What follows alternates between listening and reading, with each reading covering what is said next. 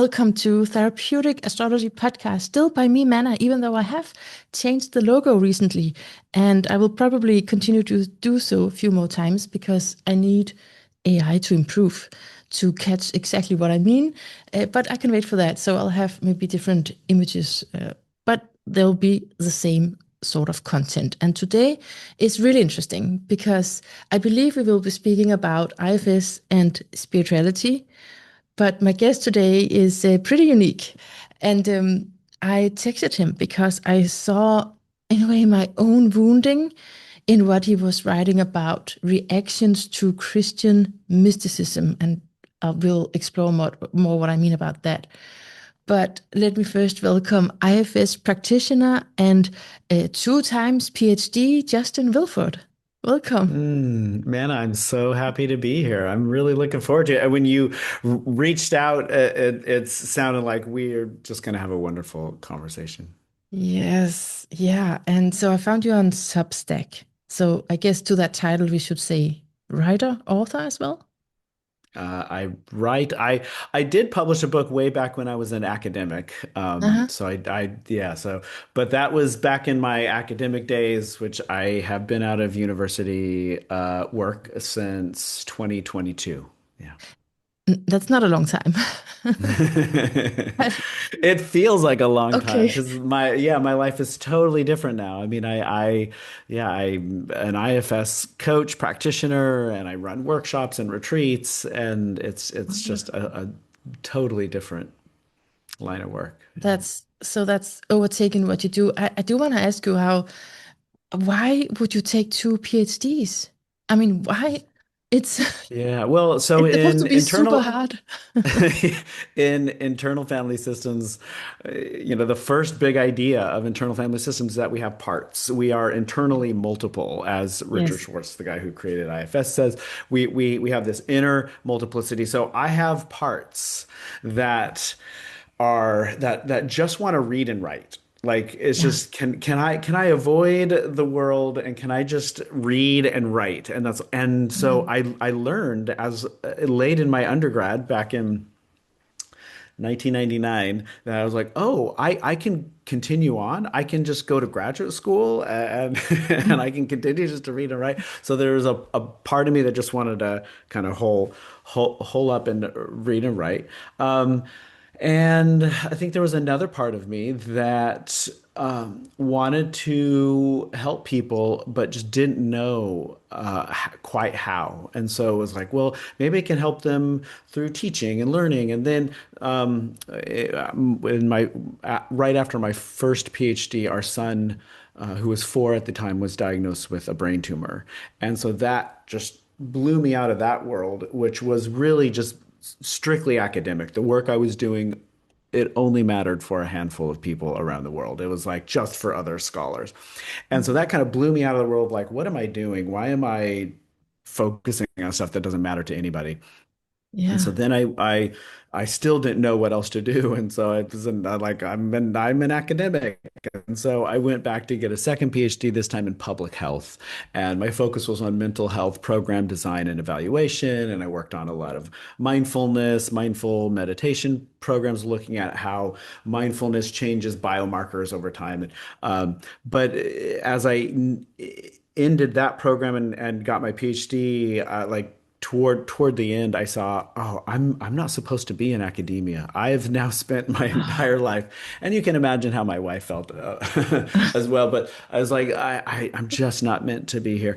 I was able to stay on and teach, and I had a few grant supported projects. But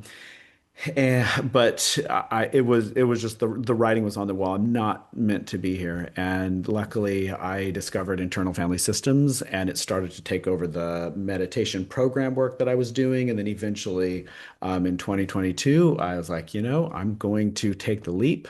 I feel so drawn. My heart just feels so drawn to it. And Mm. I luckily I had a few grant supported things to help ease the transition. Mm. But now it's what I do full time, and every day I'm just like, I can't believe I get to do this work. Like, amazing. Wow. It is. I love it as well, and I can feel your enthusiasm in your writings on Substack because every subject turns into IFS somehow, Yes, right? yes, yes. Well, I like to joke that IFS has been like an invasive species, Yeah. these invasive species plants that take over everything, but this is the best kind. It's just taken Mm. over my life. And in the best way, my relationship with Yes. my kids has improved enormously with my wife. I mean, we're going to be married 25 years next March, and we stare at each other. We're like, can you believe that we're this in love 24 years Oh into my our God. marriage? Like, wow. That is so inspirational. And I owe it to mostly. I mean, it's I like there's a lot of other modalities that have helped us, but IFS has been the foundation. And it is so freeing, this whole understanding of yourself, how you're not just one thing. It's just even that Mm, is so freeing. Um, mm. but so I want to mm, see so many things with you because I've read so many things by you. Um, but let's go to what triggered me in the beginning. It was not triggering like that, it was positively. Um, I guess, moving me from what I read by you. And that was when you said that it was difficult for you, at least at some point, to read about Christian mysticism and have that whole orthodoxy language, biblical language around something that you were actually really interested in spirituality. Maybe I'm projecting now. This is how I feel anyway. This is how I feel when Hmm. I study mysticism, and especially mysticism that goes way back. It's just so encoded with biblical language, and I feel like vomiting because because Yeah, I have yeah. religious trauma, and because I was brought up for a long time in that language, and it means something else, at least to parts of me, right? And then now I still want to find the core and the essence and a different view of what they're talking about within that language. Do you understand what I mean? Absolutely. Yeah. Absolutely. Yeah. So my background with Christianity is fraught. I grew up in a home where my dad was a Baptist pastor. So in the US, for your audience that isn't familiar with American Protestant Christianity, uh, I grew up in a conservative Protestant denomination where they believed that the Bible is the literal word of God, like Yeah. every word is literally true. And I grew up believing that until I guess in as I started in my teenage years, it just became less important. It wasn't like I was super skeptical. It just didn't seem to have any relation to my life. Like Mm. what does this have to do with me? Um, and when I was 16, is amazing. My parents said that if I didn't want to go to church, I didn't have to, and so I was like, okay, well, I guess I'm not going to go. Yeah, I And read that you had actually had that choice, and yeah, you and I just look back and it's amazing. I'm like, wow, I can't believe that they must have really felt my resistance, but I don't remember um, putting up a lot of resistance. But in any case, mm, they gave me that choice, and so I left, and but then for the next couple of years when I was in high school, I just partied, as they say in the US. Like it just, I smoked a lot of weed and drank and had fun and didn't think about this stuff at all. But then when I left high school, it was like, oh, I'm like, I need to figure out what I'm doing in this world. And that's when I became interested in spirituality for a few years. But then eventually I just kind of dropped all that and figured I need to get my act together. And then I got into academia and just, yeah. So my oh, relationship to Christianity is one like that's just nonsense. It doesn't have right. anything to do with me. I see how harmful it can be for other people. I didn't actually experience it to be particularly harmful, but it just didn't make sense, and it seemed like a kind of old world tribal superstition. Mm. And so yeah, coming into Christian mysticism was just as difficult for me. Yeah. But then you did a dissertation on megachurches. Where does that fit Yeah. into Yeah. that So narrative? that was, looking back, that was more therapeutic of like, Okay. I wanted to understand, like, why would people do this? Like, what is, and so I took a purely sociological lens, looking at, uh, well, so the interesting academic question is, secularization, of course, has occurred in Europe over the past more over 100 years. We see this just steady decline in religious affiliation and attendance. And we see something similar, or at least at the time I was doing the dissertation between 2005 and 10, a similar trend in the US of steady decline, but not as fast. And still there, but there were these churches and still are these churches that are bucking the trend, that are actually going up while everyone else is going down. And they're these evangelical mega churches. So they're non-denominational Protestant mega churches that are growing while everybody else is going down. And so that's an interesting question. And it was also an interesting geographical question because they're only in these suburban periphery areas in the US. So there's a Okay. so there's a geographical aspect too as well. So it was all just academic. Yeah, like why? How are these places growing when every other religious institution is declining? Okay, so that was still part of the academic side of you, but then that question of why must, that must have been in some kind of network inside of you that's also now studying mysticism and hermeticism. Yeah, when I look back, it was I I I believed that religion at the time, my heart was shut off, my body was shut off, and it was only mental. And I believed Okay. that religion was just a way for individuals to collect into communities and make sense of their life in a social context. And this is just straight sociology. If anybody knows about Emile Durkheim or Mm, Weber, it's just that like religion has a social function, and that was the way that I viewed it. And so I didn't really start to open up and work on my heart space and my internal world okay. until much later. Yeah, really until about 2017 is when things started to shift. I can't help to think about your writings as you're speaking. So do you still have that Durkheimian part of you? Um, I do when I sit down and I get into my head to think about like where social institutions are heading, where they've been. It has become much less. So I did write an article on the evolution of spiritual communities.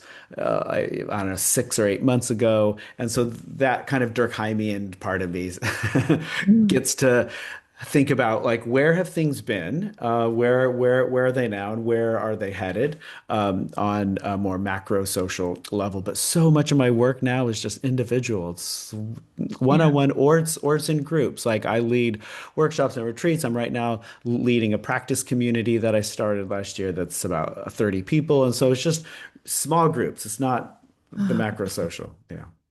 but it's good to have that background as well, I think, for you, for us, that you have that perspective as well, and you know these things about the whole control system in churches, but then you had your own heart opening, and that is what you're saying, that's motivated you to look deeper into, yeah, what did it do for you? Oh, that's interesting that you said, yeah, the about the control system. I certainly think that my academic work and life has made me very sensitive and Mm, skeptical to group control. And mm, so, as a group facilitator myself, I'm very sensitive to that. And my good. aim is always like agency. We're here to increase your liberation and freedom. So I, yeah, I haven't really thought about that, but I am quite sensitive to that. That's good. Good. Yeah, because that's one of the things, a major things I feel, I say, I just it's easier to just call it religious trauma than to share my whole life story. So I just call it religious Yeah. trauma.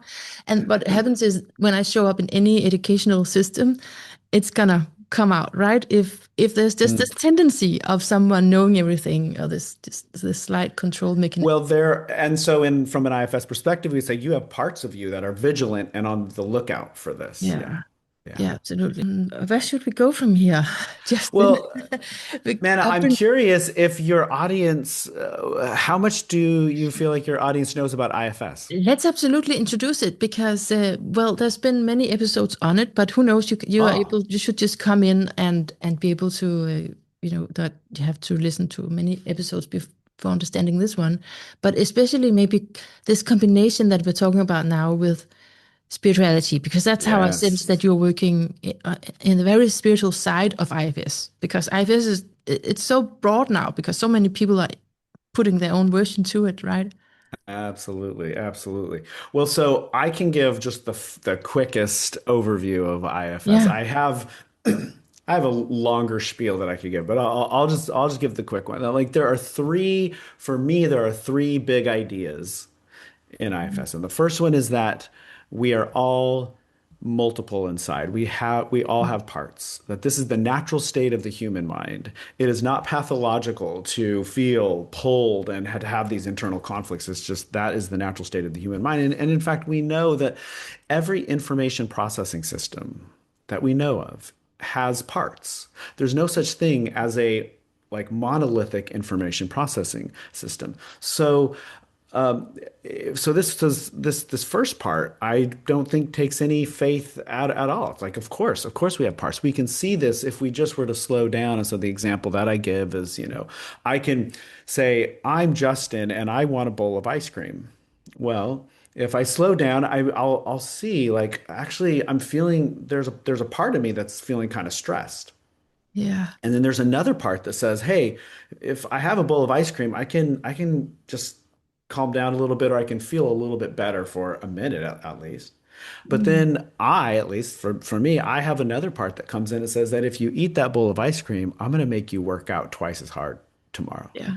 Yeah. Okay, now I've got three parts. And so it's not hard to see like, oh, of course, yeah, we have parts. So that's the first big idea. The second big idea is that there's something in the system that is not a part. And so in IFS, we call this the capital S self. This self, we know from doing this work empirically, we know that when parts get to relax back, when they get to speak and be heard, they have their concerns heard, they have their fears seen. When these parts are seen and heard, they relax back, and something else emerges. That in IFS we have the eight C's, the eight C words. So calmness, curiosity, compassion, confidence, courage, creativity, connectedness, and clarity. And so these C words just start to flow. We start to feel a little bit calmer. We start to feel more curious from the heart, more compassionate. So we know that we have parts, we have a self. And then the third big idea is that the relationship between parts and self is like clouds covering up the sun. So the Mm. reason we don't feel these C words all the time is not because they're gone or there's something that we need to work up or we need to, get really disciplined for. Those C words are always there. The self is always here, just like the sun is always here. And even in the worst storm on planet Earth that has destroyed everything, Mm. has never touched the sun. And so this core self is completely whole, completely undamaged and undamageable. And so the reason we don't feel it though is because we have these parts that are covering up these kind of impulsive, what we call firefighter parts that try to soothe us and numb out. And then we have these controlling manager parts that try to keep everything under control and safe. And then we have these wounded, young, sensitive, vulnerable parts we call exiles. And so all of these parts before doing this work, they're like big clouds that are just covering it all up. And so slowly in this work, we go to these parts, help them be seen and heard, get what they need, and they start to relax back. And then Mm. we have more self. And so we call this self leadership. But you can use any other word you want to for self: spirit, soul, Buddha nature, Christ consciousness, whatever works for you. Yeah, that's one of the things I think in the one called Three Things I'm Learning About God. It might be in that one that where Mm-hmm. you so where what is it you say that you cannot relate to God as a person, or it has to be like a person. Anyway, I wanted to just Oh yeah, refer to what you just said. It's the multiplicity, that's number one, and then it's the self, that there is a self with capital S, and then that it's clouded, our connection to it, our relationship to self is clouded, but that's kind of the work now connecting to these that's different what. parts. And the clouds are these parts when they're pushed into extreme roles. So we have Mm. parts that have, just because of our life circumstances, have been pushed into extreme roles, and they carry what we call burdens. And burdens are beliefs and emotions and feelings and memories that parts have held on to all these years. Yeah. Yeah, okay. And did you want to say something about how to connect with self now that maybe you have a certain kind of way of thinking about God, or Oh, well, what you said about personhood yeah. is really interesting, because I have had a hard time with this idea Mhm. of personhood. Mhm. When I first discovered IFS, I was fully in the academic mode, and I was comfortable relating to parts as if they are mechanisms, Mhm. metaphors, right? Archetypes, concepts. And I had a training early on with this wonderful IFS trainer who he started. Well, this wasn't like the first thing he said, but in one of the first trainings, he told this group, all therapists training for IFS, and he said, "This is going to sound strange, but if you treat parts as if they are sacred beings, beings, sacred Yeah. beings, then this work is going to go so much deeper and it's going to go so much faster." And I remember thinking at the time, like, I can't do that. Like, that's weird. But I started to bring that into my own work and into work that I was doing at the time, just in bringing IFS into meditation. And it was exactly as he said. Wow, this is going deeper. This is going faster. And so I began to act toward parts as if they are sacred beings. But Mhm. then eventually, I started to see or hear experientially that this is true. And so, I mean, I do this work every day. I mean, I do, multiple times a day, every day, Yeah. with clients. And what I see so commonly, we can be working with a part, and I can, ask, like, first, there might be anxiety. So this part carrying a lot of anxiety. So I'll ask the client to focus in and, eventually see if that part can come out in front of you, just to bring its or their energy out in front. And then ask that part if, or I can ask, how are you feeling toward that part? So a client might say, well, I don't like that part. I'm annoyed because it's so anxious all the time. Oh, notice there's another part that doesn't like that one. Can you see if that one can ease back? Sure, sure, sure. So Mhm. eventually, when all the parts ease back, I can ask, how are you feeling toward that part now? Well, now there's a lot of self. The client will say, oh, I'm feeling a lot of compassion for that part. So far, like, as an IFS practitioner, I don't need to think about these parts as really being beings. Maybe this is all metaphorical. But here's the thing. I can ask, how is that part responding to your compassion? And they're like, oh, it's softening. Oh, well, Mhm. ask that part if it can turn around so it can see you. Oh, yeah. How is the part responding now? Its eyes are wide open. It's like mouth is, it's amazed. It had no idea I was here. And so we can start to see that it's like parts are responding like actual beings. And so then there's this self to part relationship that we can just continue to build. And I see that all the time, or I hear it all the time. I mean, I don't see what's going on inside for my clients, but what they report is what I've experienced as well. Like, these parts have some sort of agency that is like a being. And the more that we treat them like that, the better everything gets. So this is all relating now to God. So I was able to relate to parts as if they're sacred beings, but I still had a hard time with any sort of spirituality in that way. Like I'm much more, and I still am, to be quite honest, much more comfortable with kind of universe or Yeah. some undescribable spirit. Mm. But that same IFS trainer, I've gone on to take several more tr trainings, and I've done small group consultation with him, and he's said, it's the same thing for spirits, God, whatever you want to call it, that Mm. the more you relate to this loving spiritual field out there as a person, the more real it will get for you. And Okay. that has kind of blown my mind, and it has been true. Yeah. I'm so glad that you're sharing this. I feel just listening to that, you can put yourself in the place of the client and wow. Mm. And so what do you think is the difference that it's not just a being but a spiritual being? What sacred being? What do you think that nuance Oh, difference well, is? so this is actually part of just the what do I want to say? Conventional IFS training that Mm. we know that we have this core self. Like it's experiential, it's empirical. When parts unblend from us, we can experience this. Oh, I feel calm. Oh, I feel compassionate. I feel spacious.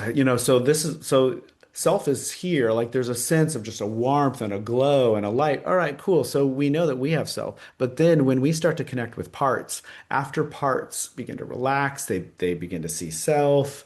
If they let go of any of the burdens that they're carrying, we can ask parts, hey, can you see inside of you, part, that you have the same light, the same core of light in you that you see in me?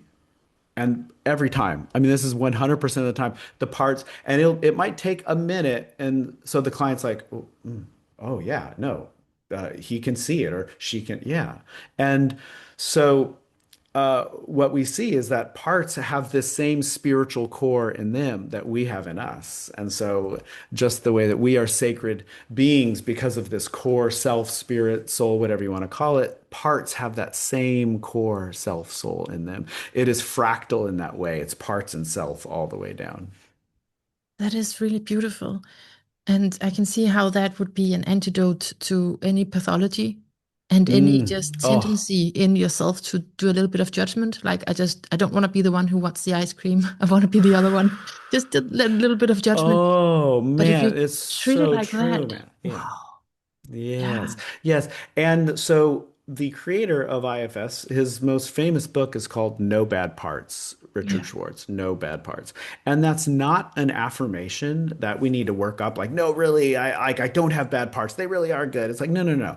That's a factual statement. Like there tr are truly no bad parts. I promise. We can go in and we're going to get to meet every part. And I mean, I can guarantee you 100% there are But this no is bad one, parts. this is one step further, right? It's not just not bad, it's like sacred. It's Exactly. it's holy Exactly. and it's Thank you. right. Thank you. Yes, yes, yes, yes. Yeah, absolutely. And I like to take it all the way to the extreme. So I like to tell clients who are skeptical about this, like even suicidal parts. Say, well, how can a suicidal part be good or a sacred, being? And when I get to meet suicidal parts, what I hear most of the time, and this is like 90% of the time, is these parts will say, I'm not trying to hurt anybody. I don't but I know, or the parts feel like they know that the pain is never going to go away. And so I have a solution. Like I'm just here to stop the pain. And so we Mhm. can go to these parts and we can say, would you be willing to let us see if we can help the pain? Yeah. And every single part that I have had the chance of interacting with has said, yeah, like please go help the pain. And these parts ease back while we go to the source of the pain, which are almost always young, vulnerable parts carrying pain from our past. And so then we can go to those ones. I was getting the sign that I had no internet connection, but I'm testing the internet and I do, and I don't know what's going on. I'm so sorry. No I'm problem, no problem. I'll cut it. I'll cut that out. Luckily I could hear you, but just your face was in the same there. Oh But I no. got this. I think I got the like finished the sentence. So that's So we got to talk about the suicidal parts. yes. Yeah. How can there be? I mean, is it then just after there's been an unburdening, then you would say there's a spiritual call to a suicidal part? Oh, well, so yeah, so the typical pathway there is to then go work with the parts carrying the pain. And these are almost always going to be young, vulnerable parts.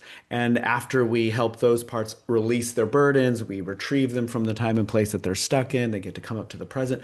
Then we can go back and check on these parts. And the suicidal parts are when after we do all that, we can go check, and 9 times out of 10 again, the when I ask a client, go check on that part, and they're like, oh, that part is relaxed.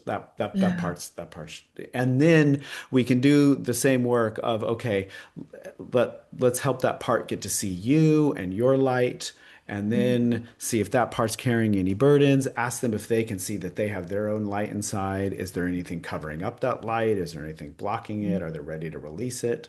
But mm. every single time. Yeah. Um, yeah, and I mean, if you want to get really weird, there is something in the IFS world called unattached burdens, and we could talk about that as well. But I don't know if you want to go there I mean, you've today. read, I've read your stuff, so it's out there. You've mentioned that, and but so do you work with that? Because I know some IFS practitioners do, and some don't. Do Yeah. you work with those unattached burdens? Yes. Yeah, you Yeah. do. Yeah. Well, yes, because the IFS trainer who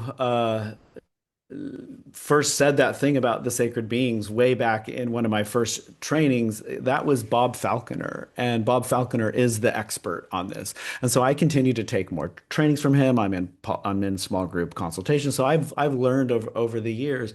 And at first, I would say my religious trauma, or yeah, my kind of religious trauma parts Yeah. were really scared of this. We're like, I don't Yeah. ever want to have a client who has this stuff in their system because my parts are scared. And so Mm, that led me to actually seek out more of his training because I was like, I mhm. don't want to be scared of a Yeah. client. Like I don't Yeah. want to be scared of anything that's gonna happen here. So I did learn over the years, and now it's become clear. These unattached burdens, or what in other cultures they would call demons or spirits, dark Mm, spirits. I don't know what jinn. That when we can find the parts of us that are holding on to them, because it's always parts that allow them in, and they're parasitic. And I do mm. I do need to pause. Like my former academic self hearing this would be like, Yeah. what are you talking about? This is insane. But I've now witnessed it so many times that and it's so consistent as well. It's not like they show up weird in one way and a totally different way. It's like, oh no, there's a consistent pattern here. Like Mm. they're parasitic. That's Yeah. that's a really consistent pattern there. And but when and they can only come into the system if there are parts that let them in. And it's Allow. usually young, vulnerable parts that make some sort of deal. I mean, I don't know how the deal is made or anything, but like there's some sense that these parts are getting some sort of power in a powerless situation from these UBs or entities. And so what we do in this work is we first go to the parts that are scared, because there are always Mm, parts in the system that are like, this is really scary. And we work with those parts to relax back or go into a safe place. And yeah. then once there's enough room in the system for this capital S self, it's really simple work. Now we go to the parts that are holding on, that are still connected to this spirit, to this dark entity, Mm, and we help those parts see that there's a core self here, that everything that they thought that they needed from the entity they can actually get from self. And these parts, sometimes it's quick, sometimes it takes a little bit of work, but they will let go of the entity, they'll turn to self and they're like, oh yeah, this is way better. And then once all the parts have let go of the entity, now this is where it gets interesting. We can one of the ways to do this, and just I think the simplest way to describe it is I can ask the client to surround the entity in their light. So in the light of self, golden light, however it's showing up for them, surround the entity like in a ball or like an egg of light. Bring it out in front. And the fascinating thing, this is 100% of the time. The entities cannot get out of that light. Like they'll fight, they'll punch it, and of course, I don't see this, but I'm just hearing this from Mm. clients. And so they'll try to get out of the light, but they can't. Eventually, they kind of get tired, and so Wow. we tell the entity that they have a choice. They can now scurry off back into the darkness and try to be parasitic elsewhere, or they can look up and they can see that there's a light that's welcoming them home. And the way that Bob Falconer described this first, when I was first training, is that it's like the parable of the prodigal son in the Bible, which was like, religious trauma parts, but oh no, that's right. Actually, the parable of the prodigal son for me is the most perfect, beautiful part of the entire Mm. Gospels, New Testament. It's like you got And lost and you were welcomed back home. Can we put Oh, it like well, that? I mean, well, it's not even lost. I mean, the prodigal son, took his inheritance and just squandered it. I mean, did everything against the will of the father. Like the father didn't want any of that, but the father was like, "You are free to do what you want." And so Mm. the prodigal son went and squandered it all and comes back, and the father is like, get my finest robes, throw the biggest banquet, like welcome home. I'm so glad that you're here. And so this is exactly what these UBs experience. So I mean, we don't know what happens when they go up into the light, but we can say, look up. You are welcome home. There's no hell. You're not going to be punished. And I mean, depending on how I'm feeling, I might say your ancestors are welcoming you home. They want you back. Just look up. You might even see their hands reaching down. And every time that I've done this, the entity chooses to go up. Now, it might take a little bit of while or time, but what I've seen in this is like, oh, they too have that divine light inside. Mm. It's just been Whoa. covered up. Like And that. and Mm. I mean, I don't know, like I have Yeah, no yeah. idea. I'm just very empirical along with Mm. Bob about this, like what actually works. But Mm. my hypothesis that is that many of these UBs or spirits are kind of lost souls in a way that Mm. felt from their life in some way that they weren't allowed to go home. Like they weren't allowed to Mm. go up into the light, that they had to stay here. And the Mm. only way to stay here is to feed off of the fear and pain of other people or other people's parts. And that when we can let them see, like, no, you are welcome home no matter what you did here. Like no matter what, you are welcome Yeah. home. Yeah. And so they are also sacred. But that's it, that's understandable when you reflect on it from different traditions we may have heard of. That would be a similar concept of a similar phenomena like that. Entities that would feed up off of human energy for whatever reason. So it's relatable to whatever you may have been exposed to before. But you said one thing, Justin. You said there was a consistent pattern in the UBs, unattached burdens, and so does that mean you have a code for how you can see that it's I mean, Oh I yeah. usually, for myself, I usually do this kind of prayer, like meditation. Like, if it belongs to me, I want to keep it. If it doesn't, I'm letting it go. But I kind of, I don't know what is what Yeah. always. So the way that we find out, like, is this a part or is this UB or something else, is we can ask, what Mhm. is your intention for Yeah, John, for the client? And yeah. so, we can have parts that just say the worst things to us. You suck. Mm. You are horrible. Don't even bother getting out of bed today. Whatever it is. And we Mm. can go to them, and over time we can learn like, oh, that part is actually just trying to keep you safe. Like we'll ask like, so what's good about the fact that John sucks or John shouldn't get out of bed or whatever. And it's like, eventually we're going to hear if it's a part that, oh, I'm just trying to keep John safe. I want to make sure that John doesn't get criticized. John doesn't look like a failure or whatever the case is. Yeah. But if it's a UB, we can ask this, and there's no good intention there. Mm. It's like no, because John sucks, because John is worthless, because John is because I'll or gosh, I'm trying to think the last client I had with a UB, yeah, the intention was never good. It was like just want to keep him confused and Mm. keep him yeah, in the dark. Like that. And Okay. why is that good? Mm. Mm.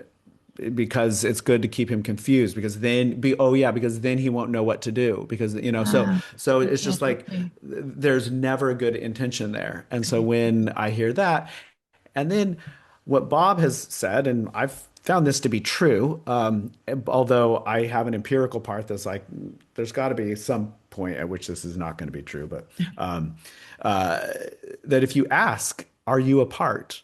That they Yeah. can't lie, that they will obfuscate, they'll do all, but they can't say yes, I'm a part. Mm. Okay. And I've found that to be true, but I have a skeptical part that's like I don't want to rely on that. Like I think the real indicator is what is your intention That's for, good. yeah.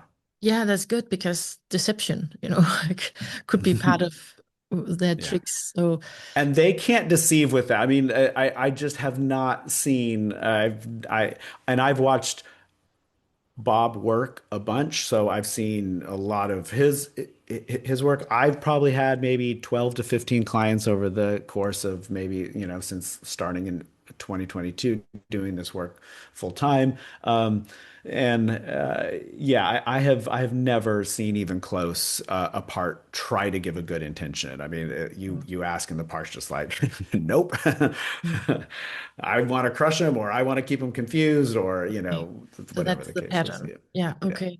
So, Justin, I'm really holding this overall question of how your religious background or childhood, at least, is influencing what you do today. Do you know? I mean, because when I read you, I feel it's all mixed in there, like the different understandings inside of you. Mm. Well, I would love to hear. So you've done a reading for me. Oh, Is on that in your birth chart. What yeah? are you talking Have about? you? Yeah, I mean, I've looked at it. Oh, so I'm I have your curious if you have any. Yeah, if you have any any insight for me. Or maybe any more directed questions of like, oh, it looks like this might be influencing you. Yeah.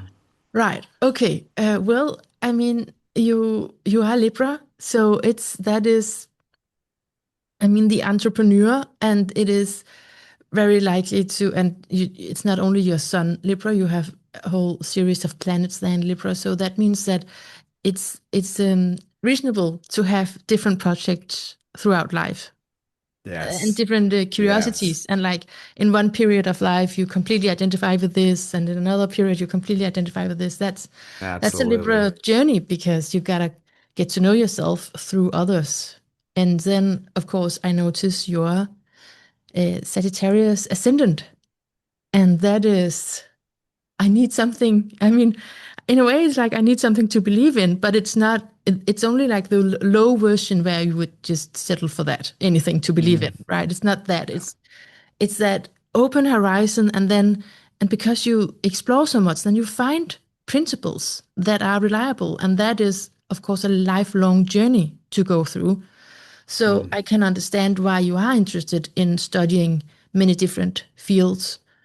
Um, and like I think your latest post is also about some tarot cards, right? And the exploration of Yes, that. yes. Yeah, So yeah. all of that's so good. It's you're on the right track with that, Ah, thank you, right? Rana. Yes, Yeah, thank you, thank you. absolutely. Well, that all resonates, and I mentioned before we got on that I've recently become interested in human design, and that all tracks with what I've learned about my profile in human Yeah. design. That Uh-huh. yes, I am very investigative, and so like I'm very interested in when I find something that really kind of pulls at my heart, I just dig and dig and dig. Mm, Um, good. and then there's an experimenter aspect to my design as well, which feels totally right. Like I'm going to just test, Yeah. and I need to test it experientially. So when I first started to learn IFS, I brought it into the meditation groups that I was uh, Yeah. leading and designing at the time. Was like, I need to test this out in real time. I need to see how this actually works. And so that is still very much the case today. Um, Mm. and I think the way it ties into my childhood is that, you know, I grew up in a family that just simply believed. They were neither investigators nor Mm. experimenters. Uh-huh. Yeah, and exactly. and so I think that's what led it to like for it never landed for me as a Yeah. child. It was like, okay, I'm like, this is my world. I don't know anything different. And then as I started to get into high school and meet more people and have a larger friend group, and it was like, yeah, this Christian stuff just doesn't make any difference for me. Like, it just doesn't even yeah. But the investigator and experimenter parts of me just couldn't let these questions go. And I think Yeah. this is where it has led over the years is, oh, like now, um, just finding what actually works. Mm. IFS works. I mean, it just Yeah. simply works. It does. It's And hard yeah, to yeah. say something against that because it's such a freeing system. And if you wanted to have rules, then that's just parts. I mean, you can always like open up, right, with that Yeah. way of thinking. So that's why I And love it as well. Yeah. And so being so experimental and investigative with IFS has led me straight into the heart center, into like a real experiential spirituality in my own life. It's just Yeah. I don't doubt it. It's like, no, it's like I can feel it every day. So that is what has opened it up. Now, when I read something like Meditations on the Tarot, which led me to write these last four posts, Mhm. this book is just filled with profound wisdom. So it was written by Valentin Tomberg, this Russian Christian mystic, born in 1900, died in 1972. It's officially published as anonymous, but it came out in the 80s that he was the author. And it's just I mean, it's amazing because this book is what he shows through each of the arcana. Each card is a spiritual practice that if you just meditate with this card, that you know, you'll get deeper and deeper into some spiritual truths. And so as I read his work, it's like, wow, he is tapping into truth that I see in my IFS practice all the time, but relating them to Christian mysticism. And so that has been a pathway back into some Christian symbology that I just would have never been able to go in. Mm. Okay, so there we have it. I think the thing that I mentioned in the beginning, because I've read so much of you, I wasn't even sure exactly where it was, but maybe it was in some of those where it kind of you could feel, okay, this is going against something inside of me, but then you are now being more open to the way of thinking. How is it for you to read Christian mysticism or that language? Yeah, well, there's a lot of Christian mystics. No, I wouldn't say a lot of Christian mysticism, but there's yeah, so much of it still doesn't fully land for me. Mm, Tomberg's does. There's another Christian mystic. who's still alive. I think her name is Cynthia Bourgeot. Uh, Bourgeot. And I recently heard about her as like, okay, she's another one who gets uh-huh. this.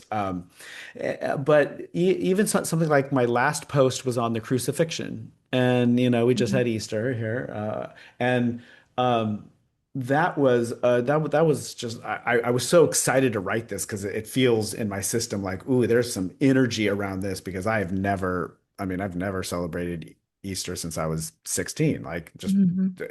and have no connection with the idea of the resurrection or atonement for our sins. Like none of Mhm. that stuff does anything for me. But what Tomberg does in one of the chapters, and I think the Emperor Arcanum, Mhm. is he talks about our infatuation with power. And he says, so many of us have subscribed to this dogma where the divine equals power. And we wouldn't believe in a God unless that God was all powerful and had control of everything. And he says, but this actually leads us to believe in a God that is all powerful, but also partially evil because Yeah. there's so many terrible things, and we see it right now. I feel I need to apologize on behalf Yeah. of the United States. Like so many terrible things happening, and what so his argument is that if we let go of this dogma of power, we see that actually the fundamental aspect of existence is freedom, that freedom Mhm. entails turning away from God and turning toward God. And that if we turn away from God, we are like the passersby where Jesus is on the cross and they say, hey, if you're so great, why don't you get off the cross? Like, if you're so great, why don't you fly away or bring armies down or whatever the case is? And Tomberg says like a love that compels is not a love like that's so at the heart of existence, and then he brings in the Jewish Kabbalah as a way to understand how the world comes into existence, that there's this fundamental I don't know if you want to get into the details Yes, here. please. Please. All right. So, I'm so so excited. Oh yeah, so it's beautiful. So he says, we need the this Jewish Kabbalah understanding of how the world came into existence in order to understand the fundamental freedom at the basis here. And he says, in the beginning, from this Kabbalistic view, there was just oneness. So God was just one. It was like nothing else. And so nothing could exist because it was just pure oneness. And so in order for anything to exist, there needed to be a contraction or a withdrawal. And so in I don't want to I'm going to mispronounce this Hebrew word of Sure. tzimtzum, but it's this divine contraction and a withdrawal. So an opening up of a void. But of course, nothing comes from a void, but there's at least potential there. And then Mhm. for something to actually start to occur, then sparks of the divine flow into the void, and this is the beginning of existence. And so it's this dance of the void and the divine, or this like what this flow of Mhm. divine light into the void. So all of existence is this dance of flow and void. And it cannot be determined because there has to be void in order for there to be something. And so there is this fundamental indeterminacy at the basis of reality. And so we can actually see this in physics. Like physics for a long time has known we don't live in a clockwork determined universe. And I won't, I don't know enough about physics to Mhm. go into the detail, and I don't like to talk about quantum stuff in the way that others do. But we know just from a very basic physics perspective that at the very basis, that very fundamental aspects of reality, there is this indeterminacy. They call it like a wave function that is only probabilistic, that collapses once you view it in. But Mhm. this indeterminacy goes all the way up, that we can see it in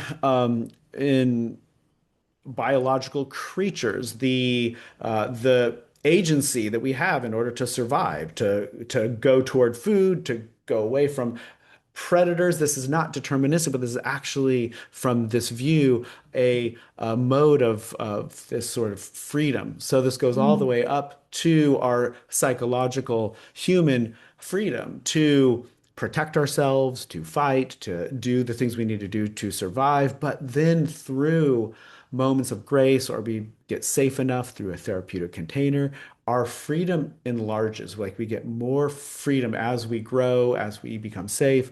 And now we have the freedom to turn toward the light or to turn away.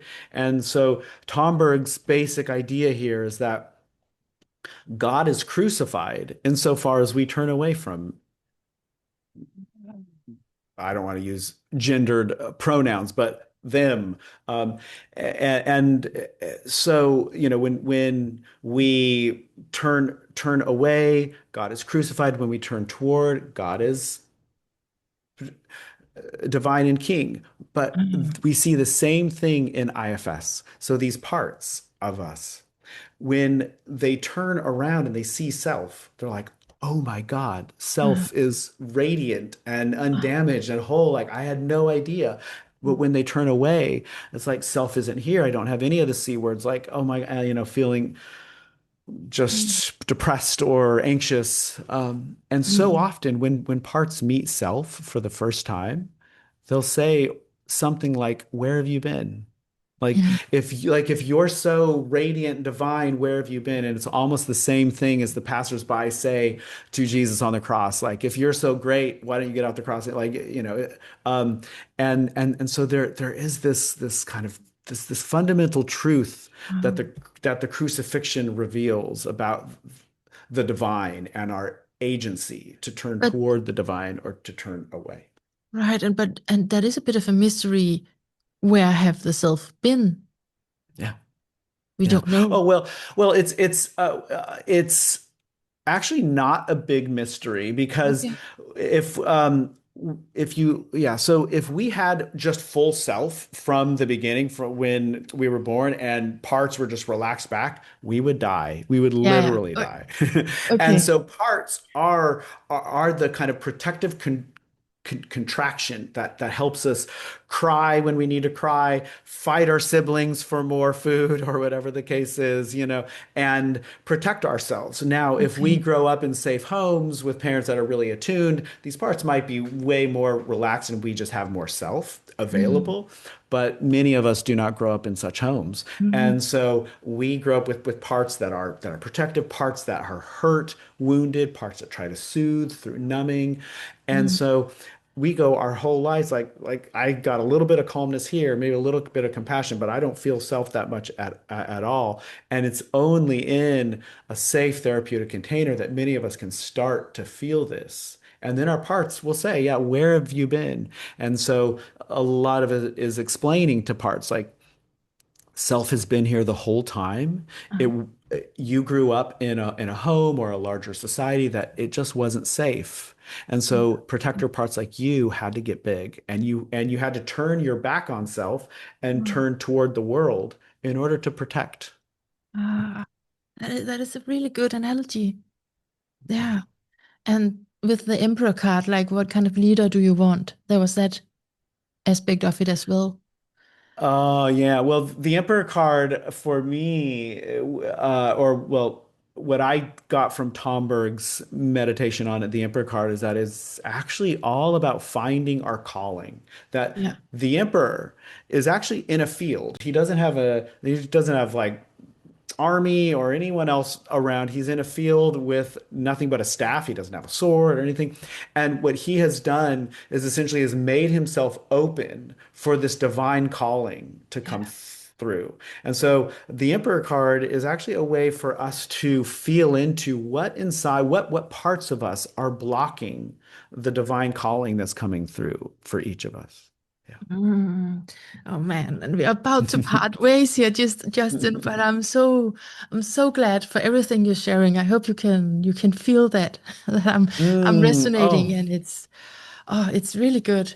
And I also feel this is why I often go to the chart in the end, because then I've had some time to feel my person here. And I mean, do you feel a bit of the your father pastor in you sometimes? I mean, but in a different way. I haven't seen his chart, but it's just this, it's a Sagittarius ascendant that we mentioned, but then also Jupiter is that's the ruler of that is in Gemini, meaning like you can not only be excited and directly experience this is the Sagittarius ascendant, but you can also explain it and Mm. you and put it into words. And even though sometimes you can say, but I don't know because it's really abstract, but then you actually do have an explanation that you can say, and that is really inspiring because that helps us to understand what can happen in the therapeutic setting, right? If we have those intellectual understandings, intellectual, spiritual, whatever they are, but the explanations are really opening up for what we can believe is possible, right? Mm, wow, thank you so much for that reflection. And I have heard a couple times over the past few years, um, when I so in here in Savannah, Georgia, where I live, I lead conscious dance or ecstatic dance a few times a month, and I Wonderful. will hear sometimes I'll kind of get going a little bit during the meditation or afterwards, and I'll hear from people like, there's kind of like a pastor vibe going on here. I'm like, whoa, oh boy. Let's say that. I don't know about that. Yeah, yeah, but I really It, appreciate that. it's different, but it's still in that kind of yeah intoxication in a way because it excites your soul and the deeper Oh. levels, and then that is what it touches in others as well. Thank you for saying that. One of the Yeah, things I have learned since making the move out of academia is like the more I follow my excitement and my heart, that's just exactly. really true, the Yeah, better everything gets. yeah, yeah. Yeah. Yes, for sure.